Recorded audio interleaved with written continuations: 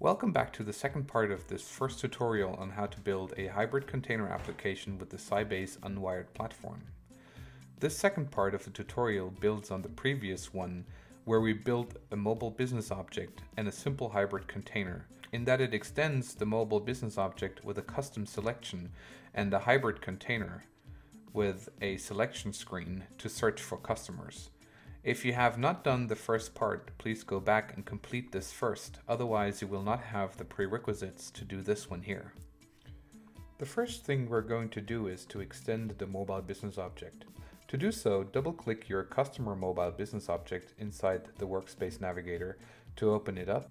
Then select it inside the workspace and open the Properties tab in the lower part of the development environment. Move to the Attributes tab inside the Properties and click on Add. Inside the object queries, we're going to create a new query now.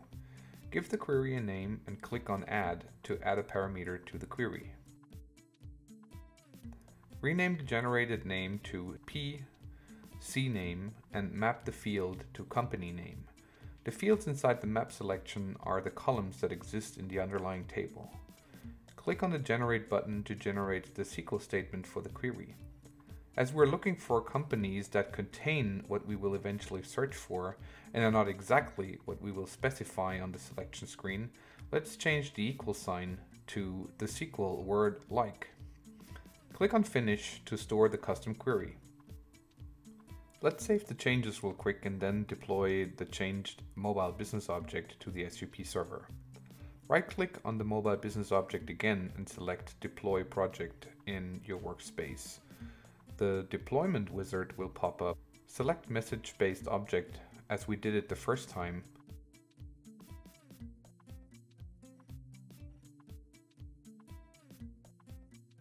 On the next two screens, do not make any changes. When we get to the target server, click your server once to connect it to it and hit Next. Now select the database connection mapping to map to the sample DB and remember to click once on the profile name to load the profile. Click Next and Finish to deploy the mobile business object.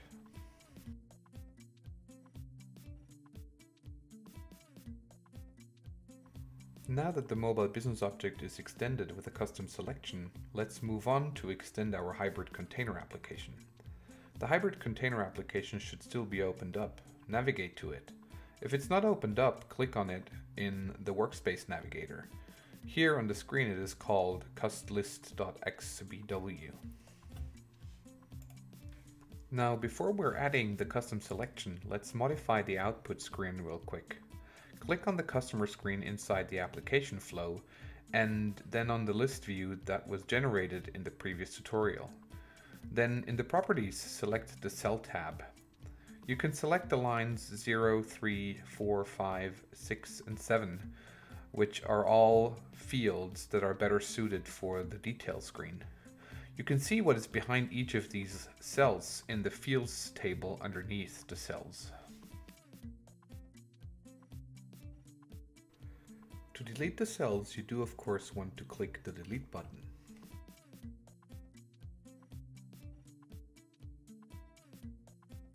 Let's deploy the application real quick and see what the changes look like. To deploy, right-click anywhere in the application flow and choose Generate Mobile Workflow Package. Leave all the settings as they are and click Finish to deploy. Once deployment is finished, switch over to the Android simulator and click twice on the Return button to go back to the list of deployed applications. Your customer list application that we deployed in the first tutorial should now be removed, but will soon reappear with the changes. Let's click on it to start it, and then from the Start screen, select Customer List in the menu again. We're left with only 3 fields in the overview list of the customers. Now it's time to enhance the application with a custom selection. We're going to place the custom selection onto the Start screen of the application. Click on the Start screen within the application flow to open it up.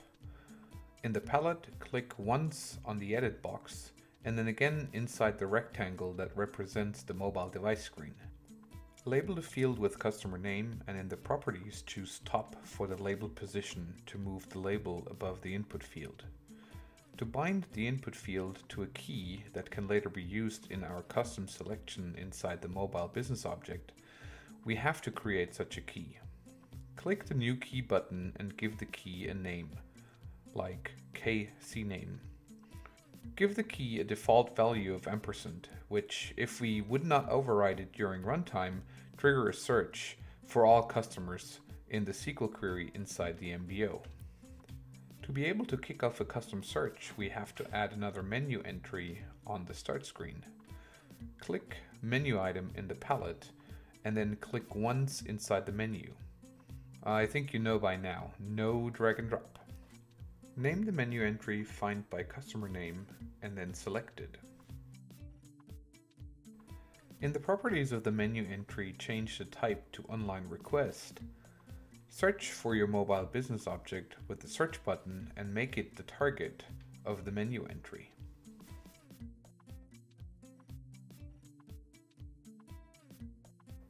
Now select Invoke Object Query and select the customer query that you previously created inside the MBO. Specify a submit error message in case the query finds no customers. Select the error list screen as your error screen, and finally specify the customer screen as your success target. Before we can deploy the application, we have to make sure that we map the parameter we created to the key inside the query. Go to the parameter mappings, click Edit, and select the kCname key to map to the pCname parameter.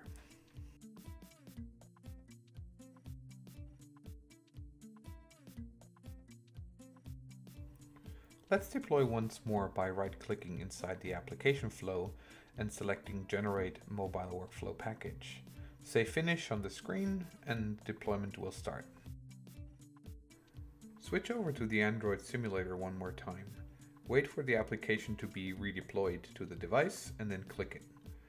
Notice this time the start screen has our input box with the ampersand. Change the entry to ampersand amo ampersand. There are a couple of companies in the database that have amo in their name. Click the menu button and select Find by Customer Name from the menu.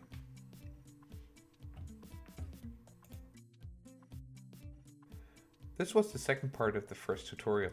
I hope to see you in the third part, where we will change how the application can be triggered.